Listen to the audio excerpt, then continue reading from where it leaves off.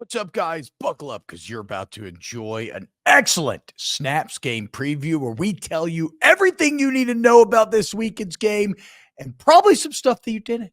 Enjoy. LSU, Texas A&M. Aaron, the playoff Thunderdome is back. Oh, Two team enters, one team leaves.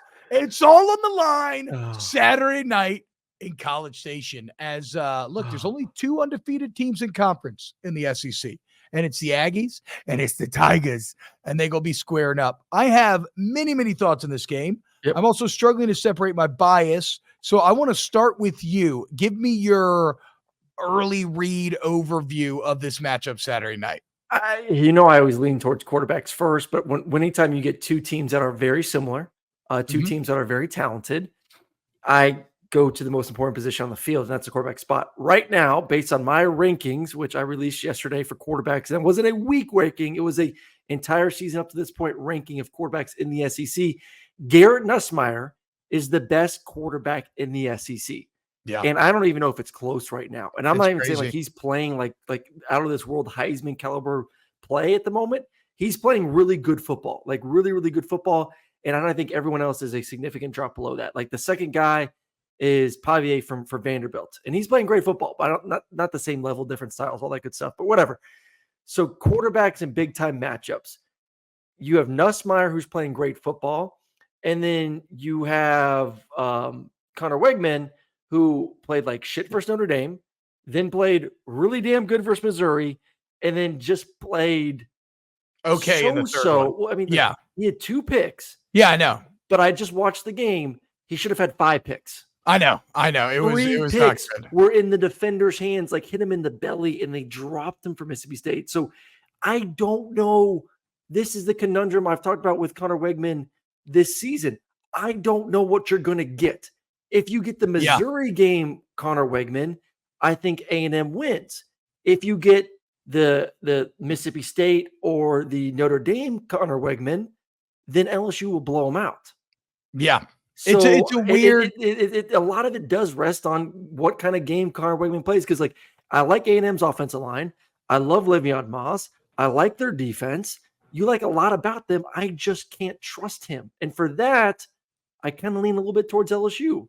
So tell me if you would agree with this. I think the spot absolutely favors Texas A&M. Yes. LSU is coming off, 2 conference road games in a row, which I don't know the exact numbers, but I know that's it's kind of a gambling thing that a lot of people factor into their equation when they're picking games. Like second conference games in a row, teams tend to be a bit tired. They tend to make you struggle a bit. It's something that I put into the math when we were thinking about Ole Miss having to come to Death Valley right after going to Lexington. So the spot favors A&M. They're at home. It's LSU's second conference game in a row. A&M's playing very confidently right now. I do think, though, that LSU looks like the more complete team on film. Like on a neutral site, I would favor LSU. Yes. It's just the power of that stadium at night and the fact that LSU hadn't won there since 2018. 2020, A&M kicked their ass. 22, LSU beats Alabama. It looks like they're going to be awesome. And then they go and Devon Achane and that offensive line just run all over them. A&M beats them. Of course, we haven't won there since 2016 because 2018 was the 7 overtime game.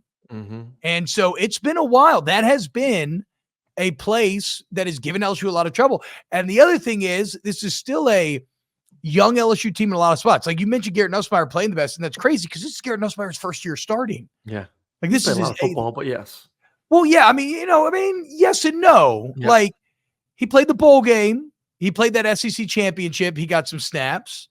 And he's been in college for a while, but he hadn't like played a lot before this season. Yes.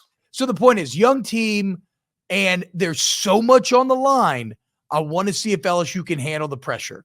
Because make no mistake, Aaron, whoever wins this game is in the driver's seat for a playoff spot. Definitely for a trip to Atlanta. They're going to have a very good chance of pulling off that. And with that, a potential spot in that 12-team playoff. Something that I don't know that either fan base has really allowed themselves to really hope for yet. I think Mhm. they've fantasized about it, but they've never really given themselves over to that fantasy quite yet.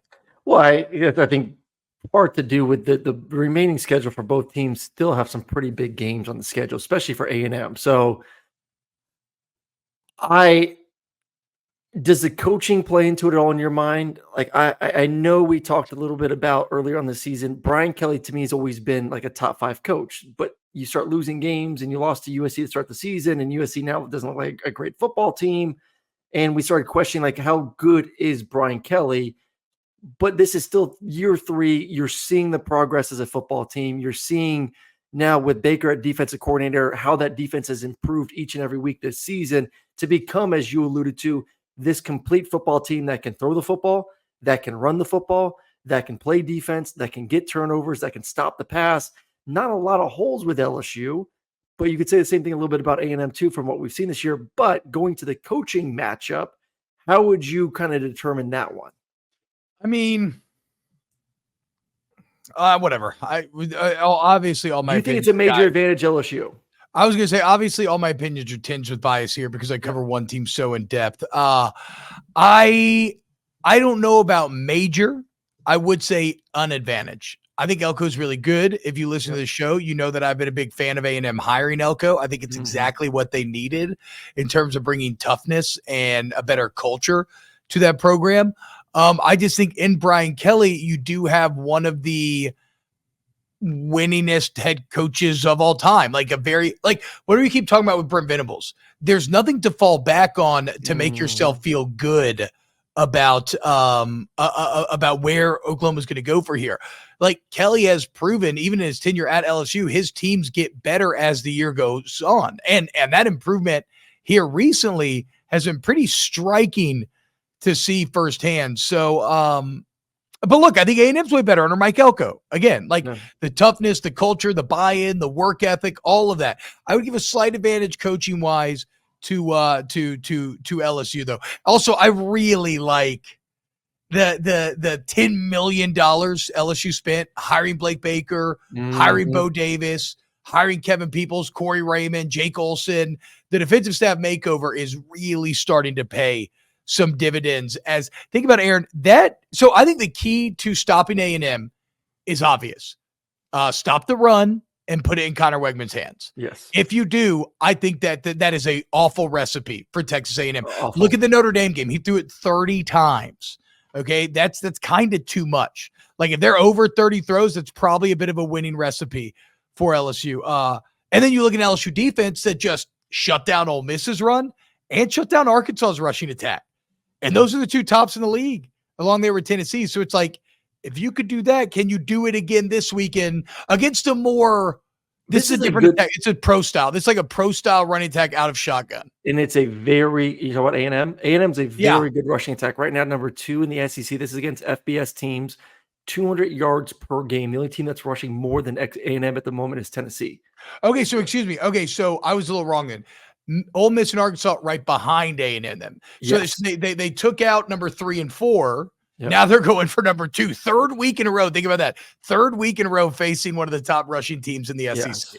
And then flipping over to LSU, I mean, I would still love, so Caden Durham's had what, 2 100-yard plus games in the past 3 weeks, 3 games. Yeah. I would love for them to keep that going a little bit, running the football, get him going. But that, you know, I still trust if Garrett has to throw the football 40 plus times, I trust him and these receivers still to get that done. Yeah, well, it's because he's had to this year at times, right? Like he's averaging 40 attempts a game. Yeah. Right now. So I think if it does become a passing football game, major advantage to LSU, but the question is still going to be, can LSU stop the run? Yes, I agree. It's a good run. I think A&M's left tackle looked awesome on film, and I watched the Missouri game because I wanted to see them at their best, and I watched Mississippi State. I haven't watched Notre Dame yet, but I thought A&M's left tackle looked really good, left guard really good, center solid, and then right guard, right tackle solid. I'm excited to see the ends versus tackles on both teams. because Nick Scorton is awesome and Braden Swinson is awesome. Mm-hmm. You're talking about two of the most disruptive edge defenders in the entire SEC. And then you have Will Campbell for LSU. And let me look up A&M's left tackle's name because he deserves to be mentioned by name. Yeah. So pick wise for this game, I'm going LSU. I think advantage coach. I think advantage quarterback. I think they can handle that. I think Wigman will throw 2 picks. That's the difference. Trey Zune, by the way, is Trey Zune the third is the left tackle. He's been really good.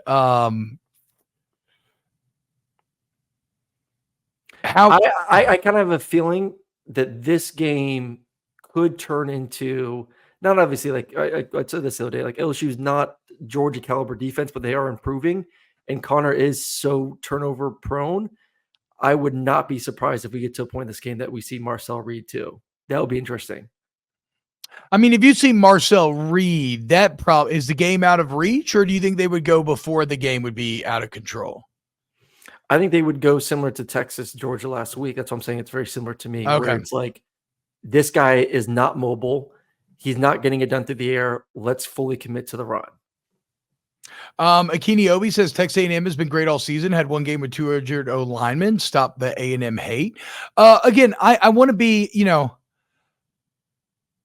I'm trying to, and I felt like weird watching film all morning because objectively, I think A&M is a good team. I think LSU looks a little better. I think both are good. I think LSU looks a little better right now on film.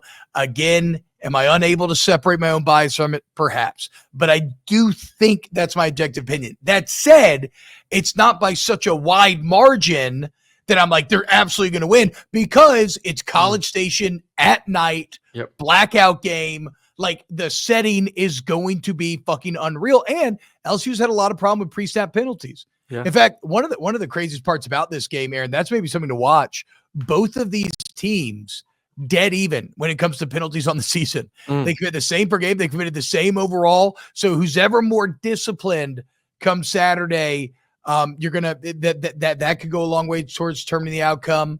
And frankly, LSU, I mean, it wasn't that loud in Fayetteville. Not like it's going to be in College Station. And I think they had like 7 or 8 procedure penalties last week. So they're going to have to get that. They're definitely going to have to get that. Definitely going to have to get that fixed. Okay. Do you want my prediction while you look at the spread? The spread is 2.5. A&M's favored. I think, I think that makes a lot of sense. I mean, that would have LSU favored by what, like half a point on a neutral site? Is that how you always play that game? Home's worth like 3, maybe in this case, like even 3.5. Yeah. I can't get away from choosing LSU here. I think that they're playing too well right now, and I think the quarterback advantage is large. Maybe Connor Wigman shocks me. Maybe so. Versus Missouri, he was 18 to 22, couple tuds. Yeah, for 270. No, actually, no tuds, surprisingly, but like 278. No tuds, no picks though. Clean game, 18 to 22 for like 278. Yeah. Yes. To me, he's the wild card. I know what I'm going to get from LSU. I don't know what I'm going to get from Connor Wigman in this football game. That worries me. Sportsfan says, TBob, I can guarantee you the blitz packages Elko brings will be wild. It sounds like he's talking about the playbook this week. From what I'm hearing, that would make sense to have, a couple wrinkles ready to go. Yeah. But somebody's got to prove to me that you can sack Garrett Nussmeier, because right now he's been sacked the least in the entire country. 2 sacks on the year. The only team that's less is actually Army. I think Army's given up 1 sack on the year. Different offense, though. Yeah, exactly. That's what. Yeah, I mean, they're not dropping it back 40 times plus 40 times a game, and he's been sacked twice. That's actually crazy. That's fucking crazy. So I can't wait. This is the good stuff. Bo says, T-Bob, I'm picking the Aggies, the same amount of confidence you usually have. I get that. I mean, this is a coin flip, guys. Like, it is a coin wherever flip. You land on this. Vegas has it as a coin flip. This is, like I said, these are 2 teams that are very, very talented. These are 2 playoff caliber football teams, 2 teams that could still end up 10-2 when it's all said and done this season. No doubt about it. So wait, but okay, that is something I wanted to look at real quick. Look at the remaining schedules. So A&M, if they win, they'll have no SEC losses. Then it's at South Carolina, New Mexico State, at Auburn, home against Texas. Yeah, that's fine though. You lose to Texas at home, you're still 7-1 in the SEC. No, I That get might yeah. put you in the playoff automatically or in the SEC championship. Well, I think both these teams, the winner should feel really good about getting to Atlanta too. Not Yes, just the playoffs, yes. but Atlanta as well. I At agree. South Carolina's gonna be tough next week. But I mean, LSU, I love LSU at home versus Alabama. Um, and then it's Florida, Vandy, Oklahoma. Yeah. So not that LSU, there's LSU's a little rougher. That could get, but I what? mean, I'm just saying this is a better You Vanderbilt get team. 3 of the 4. Yeah, but you get them at home though. You get Alabama at home, Yeah, you get that's true. Vandy at home. That's true. So a little different than having to go to South Carolina and then having to play Texas. Either way, it's going to be a great matchup. Bosa, Scort, and Turner and Stewart will sack Garrett. Yeah, I mean, look, the front side. The one thing I'd be worried about for both teams are their defensive weaknesses still lie in the secondary. I think that LSU may be a bit better position to take advantage of said weakness, but we'll see. So yeah, I'm picking Tigers. Aaron's picking Tigers. Don't love that. Kind of wish you would have picked the Aggies. I was close. I was close. I was close until I watched the A&M film from Mississippi last State week. game. Yeah. Yeah. Now, Like, classic, classic overlook kind of trap game. I'll give him some leeway there. But that's 2 out of 3 games this year that he hasn't played well. So it's trending more towards him making mistakes and him playing good football.